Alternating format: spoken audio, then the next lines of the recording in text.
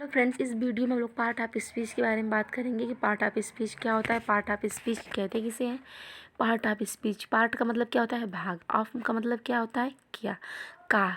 Speech का मतलब क्या होता है? वाक्य। यानी कि क्या हो गया, उस तरह तो स्पीच का मतलब होता है भाषण देना, लेकिन यहाँ पे वाक्य हो जाएगा। तो वाक्य का भाग यानी वाक्य के प्रकार। पार्ट ऑफ स्पीच का मतलब क्या होता है? दरअसल बात ये है कि देखिए, मान लीजिए हम बोल दी कि हम आप लोग को पढ़ा रहे हैं, है ना, तो हम लोग के लिए एक सेंटेंस है। लेकिन पार्ट ऑफ स्पीच के नज़रिए से देखा जाए, यानी पार्ट ऑफ स्पीच में हम लोग यहाँ पे ये पढ़ेंगे कि हम जो सब्जेक्ट अलग है, वर्ब है अलग है, मेन वर्ब अलग है, और ये ऑब्जेक्ट अलग है, ठीक है, अदर वर्ब अलग है। तो यहाँ पे पार्ट ऑफ स्पीच में हर एक चीज़ को हम अलग अलग ढंग से, अलग अलग तरीके से पढ़ते हैं। सब्जेक्ट क्या होता है ना, तो इसी को कहते हैं हम पार्ट ऑफ स्पीच। मान लीजिए अगर हमसे कोई पूछ लिया कि पार्ट ऑफ स्पीच की परिभाषा क्या होती है, what is the definition of part of speech, what is the definition of part of speech, तो हम लोग क्या बोलेंगे कि मतलब वाक्य के प्रत्येक शब्द का जो अध्ययन कराता है उसे ही हम पार्ट ऑफ स्पीच कहते हैं। वाक्य के प्रत्येक शब्द का जो अध्ययन कराता है इसे हम पार्ट ऑफ स्पीच कहते हैं। पार्ट ऑफ स्पीच 8 प्रकार के होते हैं। पार्ट ऑफ स्पीच कितने प्रकार के होते हैं? 8 प्रकार के होते हैं, है ना। तो पहला क्या है? नाउन। पहला क्या है? नाउन। और दूसरा प्रोनाउन। और तीसरा क्या है? विशेषण। चौथा क्या है? क्रिया। पांचवा क्या है? एडवर्ब। और छठवां प्रीपोजिशन। सातवां कंजक्शन। आठवां इंट्रोजेक्शन। ठीक है, तो ये टोटल 8 प्रकार के होते हैं। Noun, pronoun, objective, verb, adverb, preposition, conjunction, interjection. देखिए ये आठों की हिंदी इसकी साइड में लिखा हुआ है। नाउन को हिंदी में कहते हैं संज्ञा, प्रोनाउन को हिंदी में सर्वनाम कहते हैं, ऑब्जेक्टिव को हिंदी में विशेषण कहते हैं, वर्ब को हिंदी में क्रिया कहते हैं, एडवर्ब को हिंदी में क्रिया विशेषण कहते हैं, प्रीपोजिशन को हिंदी में संबंध सूचक अव्यय कहते हैं, कंजक्शन को हिंदी में समुच्चय बोधक अव्यय कहते हैं, इंट्रोजेक्शन को हिंदी में विस्मय बोधक अव्यय कहते हैं, विस्मयादि बोधक कहते हैं। ठीक है, इन सब की हिंदी हम दिए आप लोग को। चलिए अब हम लोग एक एक करके पढ़ते हैं पार्ट ऑफ स्पीच के बारे में, है ना। इसका पहला प्रकार हम लोग पढ़ेंगे नाउन को हिंदी में हम संज्ञा कहते हैं। नाउन को हिंदी में क्या कहते हैं? हम संज्ञा कहते हैं। संज्ञा किसे कहते हैं? किसी व्यक्ति वस्तु स्थान के नाम को, किसी व्यक्ति वस्तु स्थान के नाम को हम संज्ञा कहते हैं। किसी व्यक्ति वस्तु स्थान के नाम को हम क्या कहते हैं? संज्ञा कहते हैं। जैसे राम, आगरा, टेबल, ईटीसी। जैसे कहने का मतलब ये है, अगर किसी वस्तु का नाम रहेगा अकॉर्डिंग टू, मान लीजिए कोई है पर्स है, ठीक है, पर्स, फूल है यानी उसको फ्लावर, है ना, तो ये सब उसका एक नाम चुना गया है ना। मान लीजिए आप हैं तो ये तो प्रोनाउन हो गया। मतलब मान लीजिए अगर आपका नाम अगर रोहन है, शोहन है, गीता है, दिवाली है, मतलब आपका कुछ भी नाम है, तो ये क्या हो गया? ये नाउन हो गया, है ना। किसी गांव का, किसी शहर का, किसी यूनिवर्सिटी का अगर नाम दे दिया जाएगा तो वो नाउन हो जाएगा। इसे ही हम नाउन कहते हैं। यानी किसी व्यक्ति वस्तु, ये हम आसान भाषा में बताएं आप लोग को, किसी व्यक्ति वस्तु स्थान के नाम को संज्ञा कहते हैं।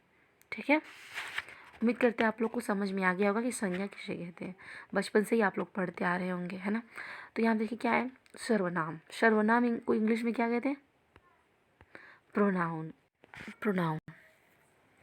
अब देखिए क्या है कि प्रोनाउन किसी व्यक्ति वस्तु स्थान आदि के स्थान पर, मतलब किसी व्यक्ति वस्तु स्थान के नाम के जगह पे कोई शब्द है जो प्रयोग होता है, कि शब्द पे किसी व्यक्ति वस्तु स्थान के नाम पर जो शब्द का प्रयोग होता है उसे सर्वनाम कहते हैं। अकॉर्डिंग टू, मान लीजिए आपका नाम कुछ है, अगर हम आपका नाम लेकर अगर आपको पढ़ा रहे हैं तो ये क्या हो गया? नाउन हो गया। अगर हम उसी नाम के, मान लीजिए आपका नाम विपिन है, ठीक है, अगर हम बोल रहे हैं कि हम विपिन को पढ़ा रहे हैं या फिर हम सरिता को पढ़ा रहे हैं, है ना, तो वहाँ पे क्या हो जाएगा? हम वहाँ पे नाउन हो गया। अगर उसी जगह पर हम ये बात बोलें कि हम आपको पढ़ा रहे हैं, हम आपको पढ़ा रहे हैं, तो क्या हो जाएगा? वो प्रोनाउन हो जाएगा। यानी मतलब नाम की जगह पे क्या, किसका प्रयोग हुआ है? आप, तो ये प्रोनाउन हो गया, है ना। यानी नाउन के स्थान पे जो प्रयोग होता है उसे ही हम प्रोनाउन कहते हैं। जैसे देखिए, तुम, लड़की, अरे सॉरी, यहाँ पे लड़की नहीं होना चाहिए, यहाँ पे गलत हो गया। मैं, तुम, आप, इसका, उसका, यह, वह, हम, हमारा, ना। इंग्लिश में क्या हो जाएगा? I, we, you, they, he, she, it, there, where, है ना। तो ये सब क्या हो जाएगा? सब प्रोनाउन में हो जाएगा। और ये सब सॉरी सब इंग्लिश में हो जाएगा और हिंदी में ये है। यानी कि अब मान लीजिए कोई यूनिवर्सिटी है, मतलब मान लीजिए कोई शहर है, ठीक है। अगर हम बोल दिए दिल्ली, बात मतलब कोई सेंटेंस आएगा उसमें हम बोल दिए दिल्ली, तो क्या हो जाएगा? वो नाउन हो जाएगा। अगर हम बोल दिए वहाँ पर, तो वो क्या हो जाएगा? वो क्या हो जाएगा? वो हो जाएगा प्रोनाउन।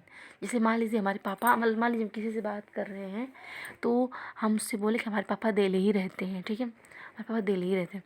तो वो भी बोला कि तो वो बोलेगा हमारे भी पापा वहाँ रहते हैं। तो उसने दिल्ली ही नहीं कहा, उसने वहाँ कहा, है ना। हाँ, उसने क्या कहा? उसने कहा वहाँ। तो वहाँ यानी कि दिल्ली। तो ये क्या हो गया? ये नाउन के स्थान पे प्रयोग हुआ है, इसे हम प्रोनाउन कहेंगे। उम्मीद करते हैं आप लोग को समझ में आ गया होगा कि प्रोनाउन किसे कहते हैं, है ना। अब देखिए तीसरा क्या है? एडजेक्टिव।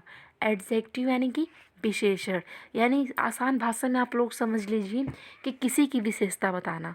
मान लीजिए हम आप लोग को पढ़ा रहे हैं, तो आप लोग बहुत अच्छे बच्चे हैं, है ना।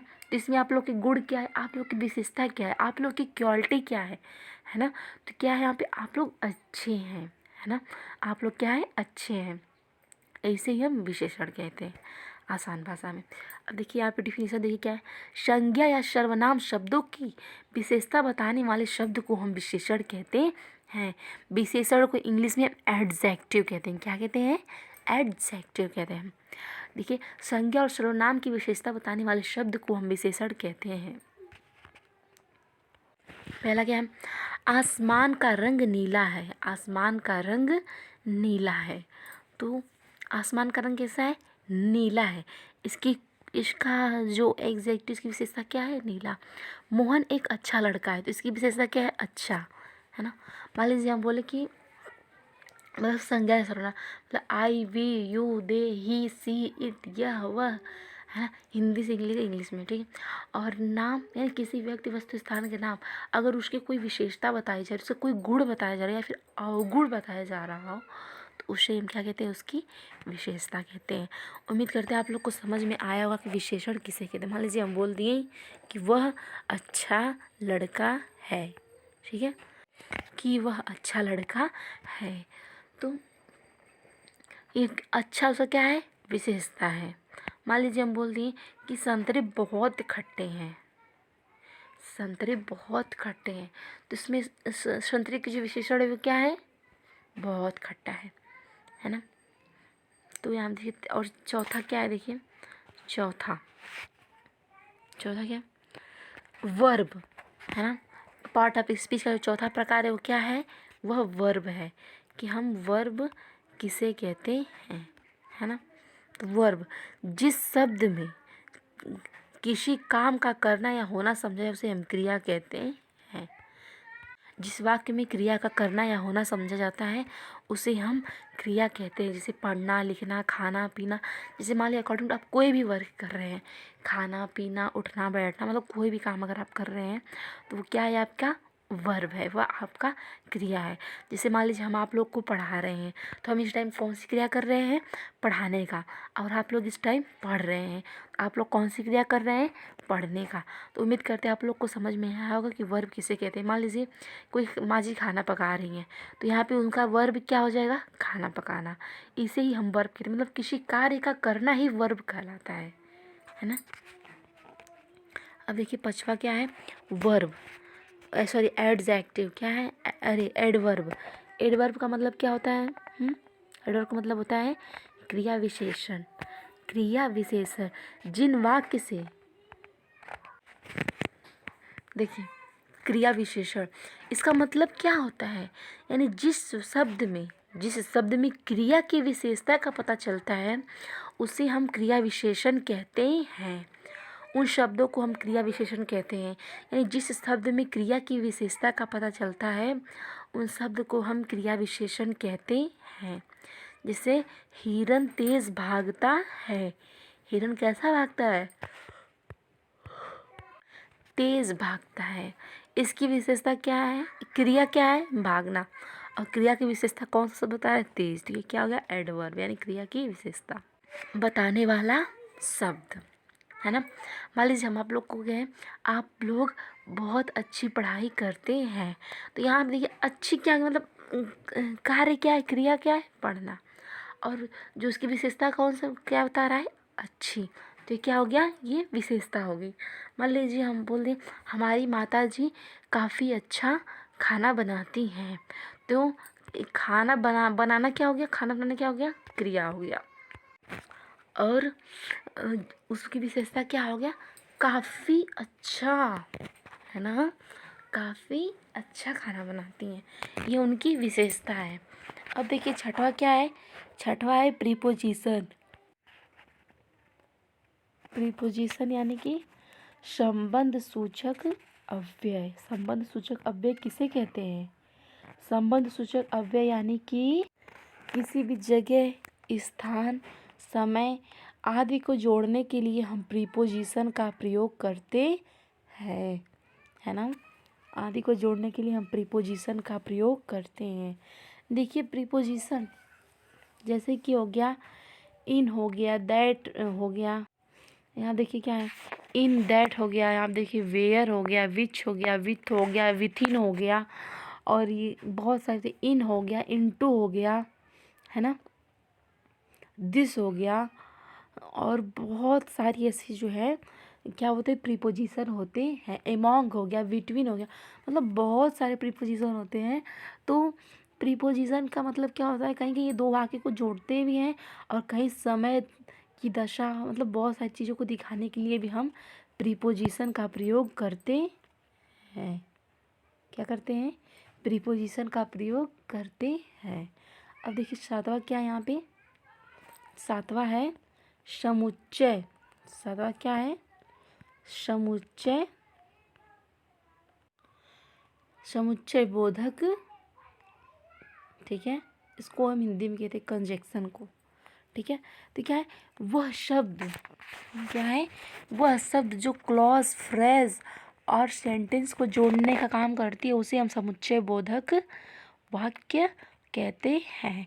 यानी कि मान लीजिए हम आपसे कहें कि सीता सीता और नहीं सॉरी, देखिए आप देखिए ऐसे क्या रहेगा, जैसे कि वह लंगड़ा है और वह अंधा भी है। वह लंगड़ा है और वह अंधा भी है। तो यहाँ पे क्या हो जाएगा? तो वह लंगड़ा है और अंधा भी है। तो यहाँ पे दो वाक्य हो गया, और अगर उसको जोड़ेंगे तो क्या हो जाएगा? वह लंगड़ा और अंधा है। तो यहाँ पे कंजक्शन में क्या प्रयोग हो गया है? एंड। तो कंजक्शन का प्रयोग हम इसी प्रकार से कहते हैं, बहुत सारे कंजक्शन होते हैं। हम कंजक्शन पे और प्रीपोजिशन पे वीडियो बनाएंगे। अगर आप लोग को चाहिए तो प्लीज़ आप लोग हमें कमेंट बॉक्स में ज़रूर बताएं, काफ़ी अच्छे से बताएंगे आप लोग को कंजक्शन के बारे में और प्रीपोजिशन के बारे में। और देखिए यहाँ पे क्या है? आठवां क्या है?